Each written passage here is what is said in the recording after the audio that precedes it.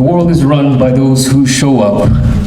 And I really want to thank you folks for giving up some of your Saturday morning and showing up today to Condorama 6 to learn a little bit about how to become an effective participant in the legislative process. I know you just went through a bunch of polling, but I'm a little curious. How many of us have testified before the legislature? Pretty good. How many of us follow what's going on here in the Square building? Paper, TV? Awesome.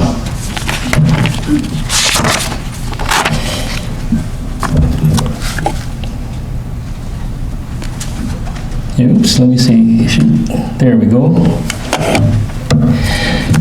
Before I discuss the nuts and bolts of the legislative process, let me talk to you about one of the things I think about when trying to decide whether something should be legislated or not. When I went away to college, one of the classes I took was the Asian American experience. The professor of the class took particular exception to the metaphor of America as a melting pot where people of different cultures have melded together so as to lose their identities and become a unique culture of uniform consistency and flavor. He believed that America is a salad bowl where people of different cultures retain their cultural identities, retain their integrity and flavor, all the while contributing to a tasty and nutritious salad. And I sat there and I thought, well, that didn't ring quite true to me. I mean, with my Okinawan, Hawaiian, Chinese, Korean, Japanese, Filipino, German, and English relatives, you know, I thought America was more like a cultural stew. You know, it's a stew where people of different cultures retain much of their cultural identities, but flavor each other and create a unique dish, a dish in which the beef, carrot, celery, onions, and potatoes are still beef, carrot, celery, onions, and potatoes, but each now with a flavor influenced by the other ingredients. I'm pretty proud of myself, right? So I go up to my professor and I describe my cultural stew metaphor to him. You know, he raises an eyebrow, thinks about it for a second, then he tells me, no, America's a salad. For a long time, I thought that I was right and he was wrong. You know, I finally came to realize that America as a salad bowl was my professor's life experience, and America as a cultural stew was mine. Neither of us at that time were able to go beyond the limits of our own experiences and imagination. So what's the point of this story as it relates to the legislative process? Well, there's at least three. First, people are as important as process. Second, not every community is your community. Some are cultural stews, some are salads, some might even be melting pots.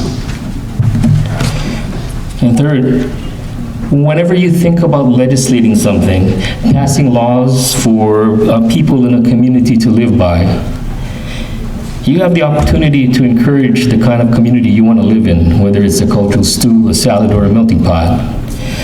So please make a conscious effort, a conscious decision about the kind of community you want to create when you're trying to pass a law.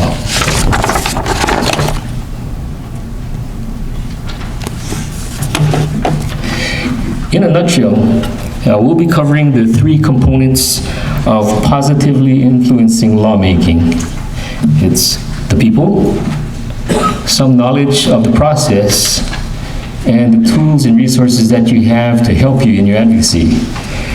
Just a heads up, most of the information regarding the tools and resources that you have, I've cited at the end of the collection of slides at the end of this presentation, and you have that in your materials.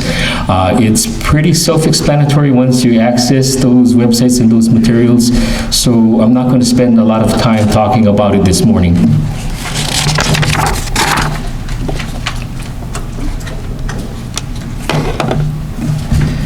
First thing to understand is that the legislative process is an intensely human process. You know, a friend once told me that, I just hate politics, I don't get involved in any of that. And so we just kind of blurted out, you know, politics is really just a bunch of very different people trying to figure out how to live together on an island without killing each other first. So, you know, whether you're talking about your family, your group of friends, your workplace, or the state legislature, we all participate in politics at some level. So everything that you've learned in life about getting along with others applies here in this building. So golden rule, you know, do unto others before they do unto you.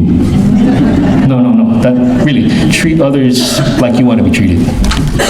All of those same basics that you learned in kindergarten apply to you now.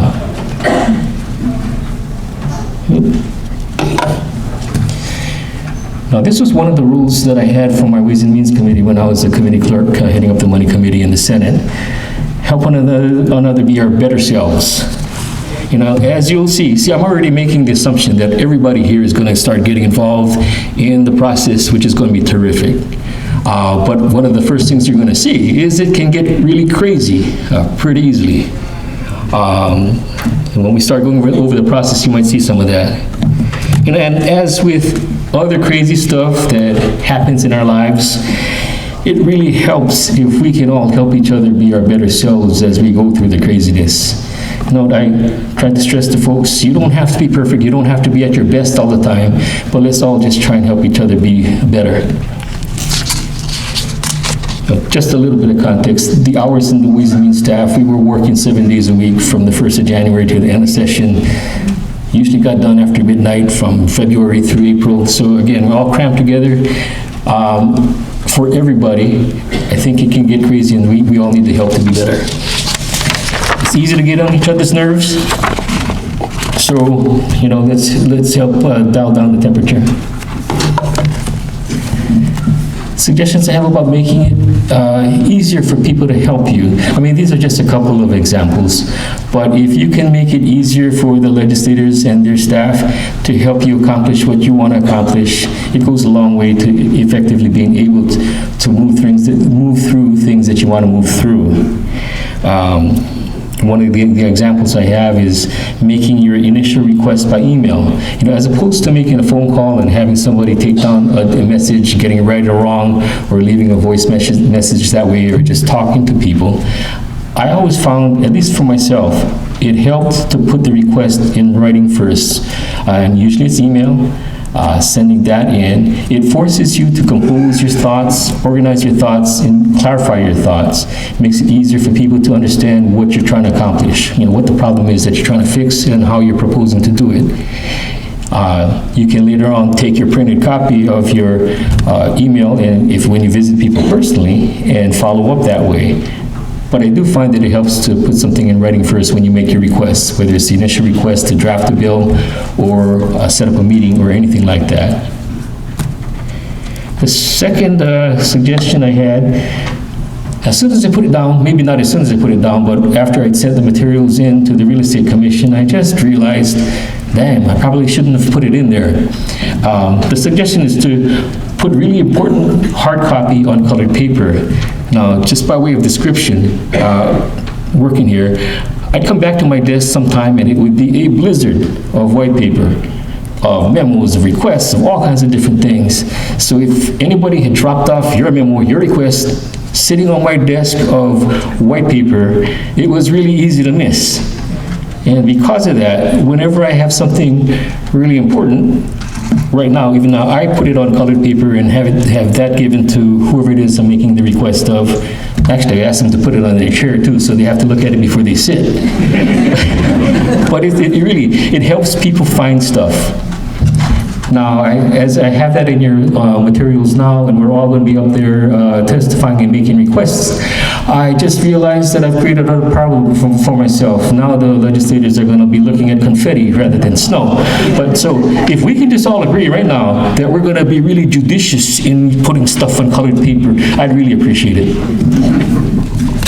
Again, but just help make it easier for people to help you. Ultimately, again, this is the human exercise, and ultimately it's about earning and keeping the trust and respect of the people that you're dealing with. And notice I'm not just talking about the legislators or the chairs or anything like that. I'm talking about everybody that we're dealing with, the legislators, the staff, the other people involved in the issues you're talking about. I think it's really important to continually earn the trust and respect of others here. You know, there's a lot of times when I was the committee clerk or chief of staff of whether it's Ways and Means or the Consumer Protection Committee, and I would really need to reach out to people like John, Rachel for parliamentarian, or her dad actually at that time,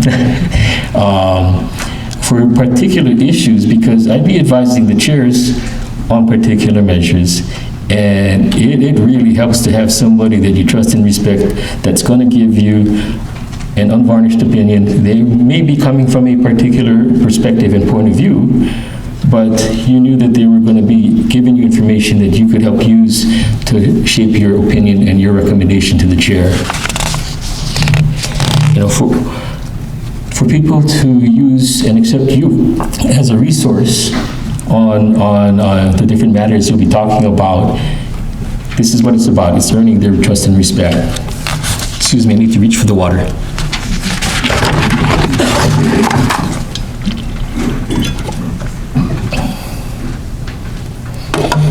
On to the process. I know that might be a little difficult to see, but the gentleman on the right is pointing to his second step, which says, then a miracle occurs. It says, I think you should be more explicit here in step 2. You know, sometimes it's going to feel like it takes a miracle, but don't let that stop you. You know, as in all areas of life, perseverance counts.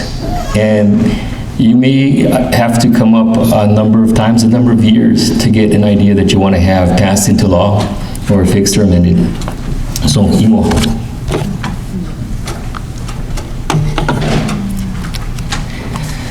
So you think there ought to be a law. You know, you're kind of in luck in Hawaii. The philosophy of the legislative branch of our government is that the legislature should be a whole marketplace of ideas. And because of that, it is really easy to get a bill introduced. It's not easy to actually have that bill heard and work through the process, but to get your idea introduced to the legislature is really easy here. And because it's easy to introduce bills and have a whole bunch of stuff come in, the whole process is actually set up to kill bad legislation, not necessarily to pass good legislation. But that's really the trade-off there. And I learned these lessons when I interned at the House Finance Committee during my last year of law school. And I began that session wondering why it was so hard to pass good laws.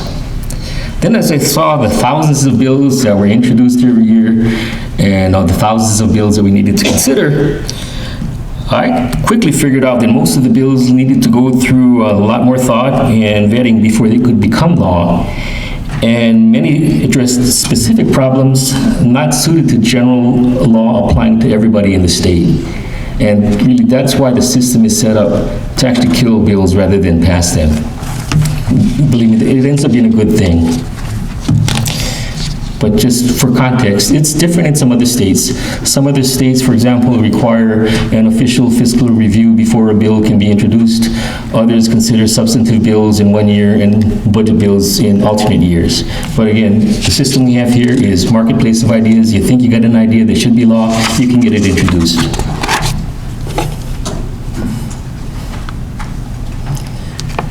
What I have here, as the example that I'm going to be using and citing throughout this talk this morning, is Senate Bill 551, which was the non-judicial foreclosure bill for condos. It became enacted as Act 282 by the governor, but actually it became law without the governor's signature in July. Quick question, how many of you have used the legislative website to track bills? Awesome. So this looks very familiar to you, right? When you look at the bill, type in SB 551, this is what comes up. Don't worry, I know it's small, no test.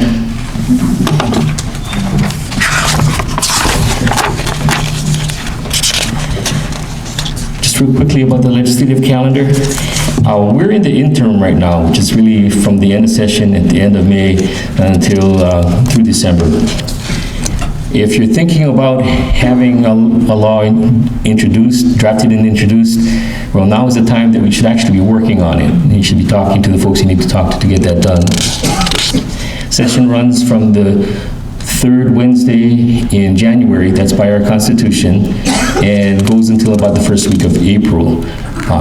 Actually, budget briefings start usually in the first week of January, sometimes even a little earlier, but the session officially starts on the third Wednesday of January. Governor's veto, the deadline ends up being about the first week of July, usually around the 9th or 10th.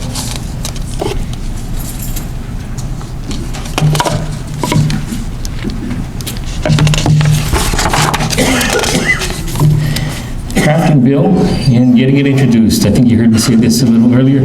I think the most important thing to do first off is figure out and clearly define what's the problem you're trying to fix.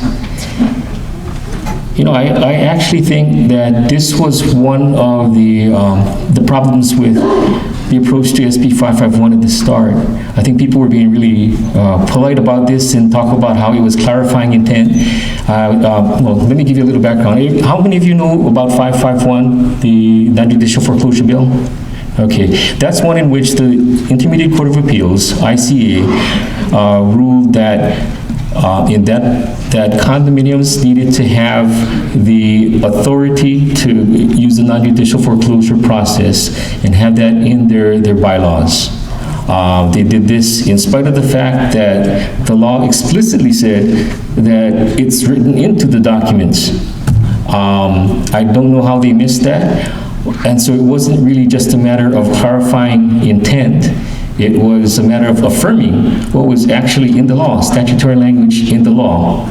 So in terms of the approach to defining the problem, I think one of the problems with 551 in the beginning was people were debating about, can you retroactively apply clarification of intent? Now, that's not what it was about at all, but we can talk about that a little later. And just so you know, my full analysis is contained in the letter that I sent to Governor Ige, urging him to allow the bill to become law. It's in your materials, and so you can go over that legal analysis if you'd like a little later, but I won't spend too much more time talking about it here. You need to get past the so what question. Once you figured out how to define the problem you're trying to fix, if the reaction you get from folks is, well, you know, so what? It may not be a good idea to try and pass this into law. You really need to be able to explain why having the new law passed or an existing law amended is important to the condominium community, you know, as a whole.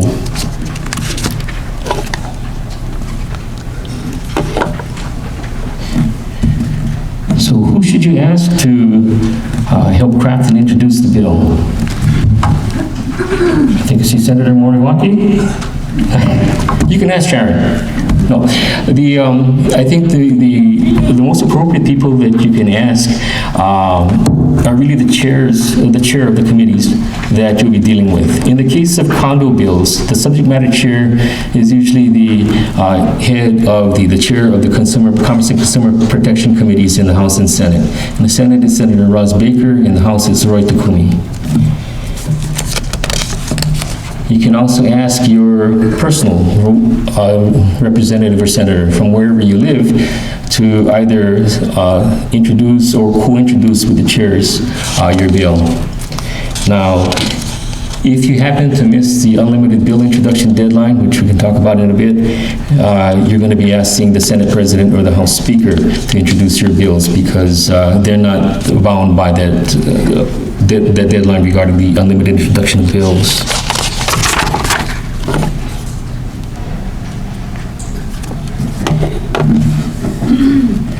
In working a bill through the legislature, I'm going to have to start picking it up because as I look at my time, I realize that we've got a short amount of time and still a lot of material to cover.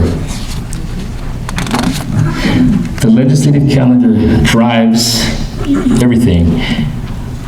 bill introduction deadline, if you're thinking about introducing it, comes up the week after the legislature convenes in the third week of January. So it's really at the last week of January that you have your bill introduction deadline. So again, that's why it's important that if you've got an idea for law, now is the time you should be working on it. Condo bills are usually referred to one or more of the Commerce and Consumer Protection Committees, Judiciary, or Finance and Ways and Means Committees, the money committees. Just as a heads up, these three committees deal with the biggest volume of bills in the legislature. So when you're dealing with these committees, it will be crazy. Yours will be one of many, many bills. And so you need to keep that in mind as you work on the bill and getting it through. If you take a look at SB 551, you'll note that it was introduced by Senator Baker and her co-chair, or vice chair, sorry, Stanley Chang in the Senate. And there was actually a House companion, HB 76, that was introduced by the chair and vice chair of the Consumer Protection Committee in the House, Takumi Alinda Ichiyama.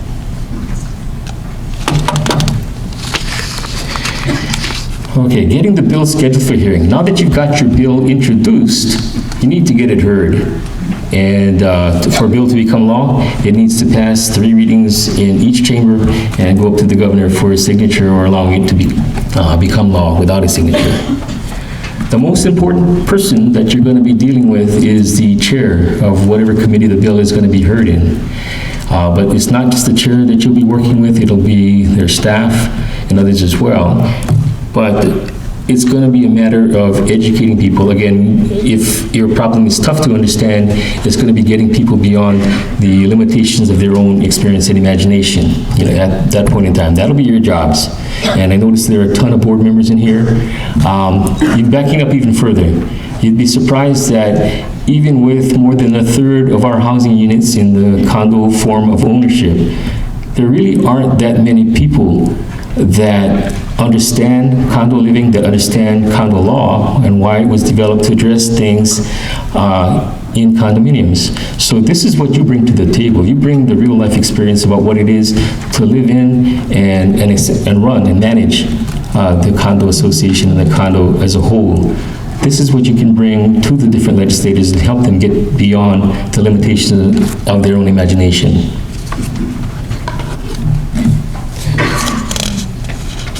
For submitting testimony and testifying, when you look at the resources, you'll see how you can submit online. I can show you, I have in the materials a screenshot of what you go to actually submit your testimony. But beyond submitting, again, the world is run by those who show up. So if you are the primary proponent or opponent of a bill, it's important for you to actually show up in person to testify. What kind of testimony is effective? I find that it really is testimony that's based on your own personal experience and experiences. What you're going to find, though, is that in many circumstances, a lot of testimony has been introduced on a bill, for example, 551, and it will be based on a set of talking points that someone has prepared. And that has its value. It has value in showing how many people and how broadly this affects the condo community. But it has its limitations as well. And so what you really want to do in terms of adding value is add something from your own personal experience.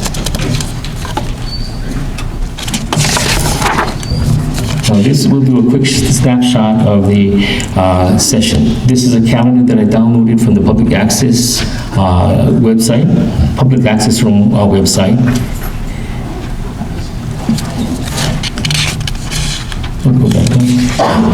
The guide to deadlines that you have on this calendar really does a good job of explaining the deadlines that you see on the calendar. If you have any questions about them, here, the public access room is happy to answer them for you.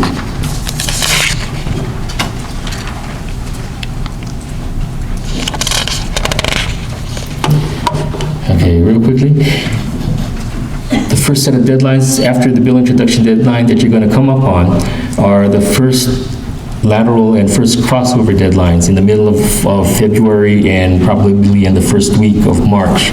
The lateral deadline affects bills that are referred to more than one committee. And thinking back to 551 again, it was referred to both the Consumer Protection Committee, CPH, and Judiciary Committee. And what this means is that it needs to go from the first committee, Consumer Protection, to the second committee by that deadline. And this is what I call idea triage time. You know, I mentioned that there are thousands of bills that are introduced every session. Well, this is where the legislature figures out, of all these bills, what is it that we want to deal with for the rest of the legislative session here. And so again, the system is set up to kill bills. That's why it's really important that if you're trying to push something through, you have to bird dog it and get it through this period of time. Regarding the non-judicial foreclosure bills, at this point in time, what had happened was that the Senate version of the bill had passed both the Senate and the House. The House version of the bill, HB 76, passed their Consumer Protection Committee, but was deferred by the Judiciary Committee, which killed it for the session. So after this point, there was only one bill, one vehicle alive, which was SB 551. So it was 551 that got to this second set of deadlines, which is the second lateral and second crossover deadlines. Now 551 went to the Consumer Protection Committee, which moved it out again. But in the House Judiciary Committee, I'm just going to speculate here, but what I think happened was that the House Judiciary Chair gave the Consumer Protection Chair a choice of the bill either dying or moving it out in a totally different form. So the second committee needs to get prior concurrence of the previous committee to actually make substantive changes to their bill. What the House Judiciary Committee did, and to allow the bill to get into conference, is they flipped it on its head. So rather than correcting the ICA decision and making it clear that you didn't need to have the explicit language in your bylaws to use the non-judicial foreclosure process, they did the opposite and said that you have to have it in there to use the non-judicial foreclosure process. To be real charitable, what this does is it gets it to conference with the broadest range of solutions that anybody can have, one extreme to the other. Because when you go to conference committee, which is the next step, where the House and Senate work out their differences, if the differences are pretty minor, you're not going to be able to make that kind of a huge change. But I also think that the House Judiciary Chair really did have problems with some aspects of the non-judicial foreclosures, and that's what happened. How am I doing on time? Okay. But that's, in any case, is what I believe happened regarding the non-judicial foreclosure bill as it went through from the Senate to the House and then setting it up for conference committee.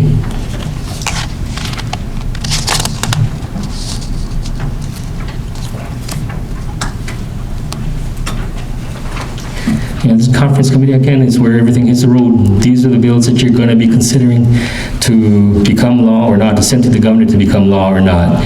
And at this point, there are no public hearings, no public testimony. And so it's all going to be just working individually with the different people, the conferees that are hashing out what goes on in the bill. And actually, if you really think about it, the bulk of the work on any bill is done outside of any kind of a public hearing. You know, really the value of a public hearing is to identify problems with the bill. If there are going to be opponents and points of view that you hadn't thought of before. It's happened to me all the time where trying to work on fixing a particular law, and you find out that it actually has an impact on something in a whole nother section of law or a whole nother law entirely that you hadn't thought about. And public hearings will flesh all this out, or they should flesh all this out. So you have that going on, but the actual work in fixing stuff is usually done outside of that. My second point here about gratitude regardless of outcome is really, we're all in this for the long haul. And whether your bill passes or not, I think think it's really important to find something to be grateful about, and it really isn't that hard. You know, you might be really disappointed if something doesn't pass that you wanted to pass, or passed and you didn't want it to pass. But whether it is meeting somebody new, a new ally, learning something new, or even figuring out that maybe I can't trust this person, or you know, anything like that, there always is something that you can take out of a session that you should be grateful for. So I do think coming out of the session, regardless of what happens, it's important to come out and be grateful regardless.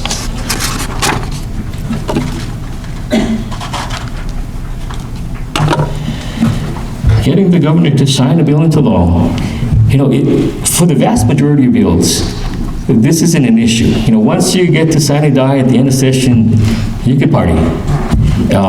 And you don't have to worry so much about whether the bill is going to get signed or not. Some, like 551, you actually do. So how do you figure out whether this is going to happen or not? Well, the first thing to do, I think, is to check with the state departments, and you probably will have identified the people involved as you've gone through the session. But the relevant state departments are going to be advising the governor about whether they're going to recommend veto or not of a particular bill.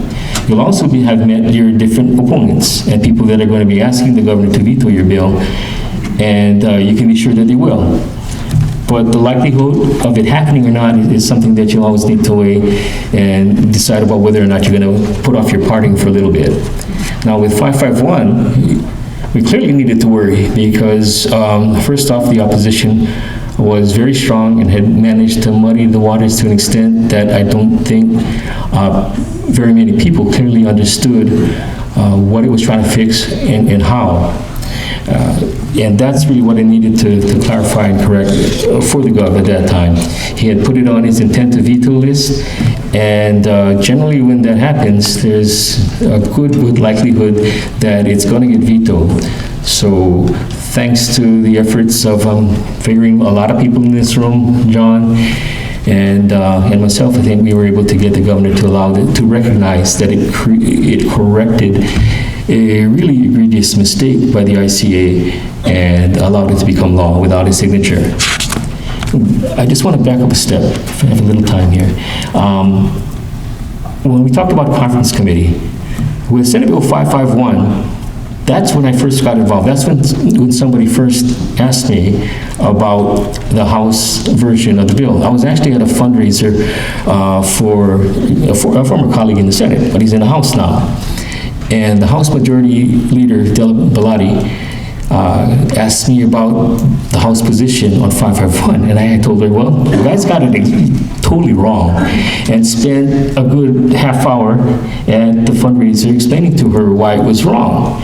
And it wasn't until that point that I think they really understood how wrong they were. So the rest of the conference was just fine-tuning language that was going to go back to the Senate version with some additions.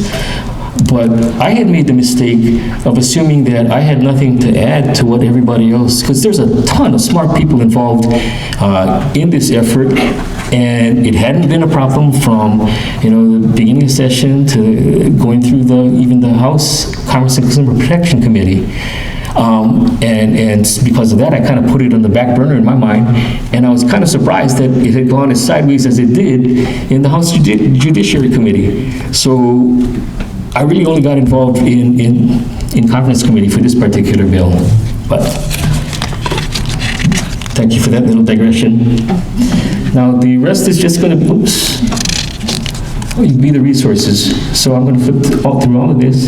The legislature's website is going to be the most important tool and resource that you have. I've got the different screenshots of the screens that you're going to use to whether it's sign up for to receive hearing notices. The public access room, great resource also, both in terms of what they have online and the staff upstairs on the 4th floor.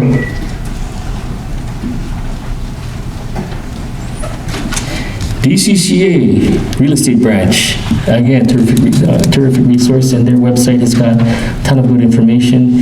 And finally, the Community Associations Institute, the Hawaii chapter. All have got good and useful websites. Now, I was going to close with this quotation from Samuel Johnson, that nothing will ever be attempted if all possible objections must first be overcome. Sorry. I was actually reading my Costco magazine and came across this review of Malcolm Gladwell's Talking to Strangers. And I thought that what he said was actually on point for what we're talking about today. He said that there's a whole set of ingrained tools that we have for dealing and making sense of the world that are really, really useful when we're dealing with people who are part of our world. They don't work at all when we're dealing with people who are unknown to us, and there isn't a simple fix. The only thing that we can do is to be cautious and humble, to slow down, to not jump to conclusions as quickly as we do. Be aware that there are real limitations in our ability to make sense of someone, particularly in a short period of time, and that we make lots of errors, and to be more forgiving of people when errors are made. That's going to happen to us all the time here, and I agree with Mr. Malcolm Gladwell. Anyway, I thank you, and I know that we'll all be successful in positively influencing the lawmaking process.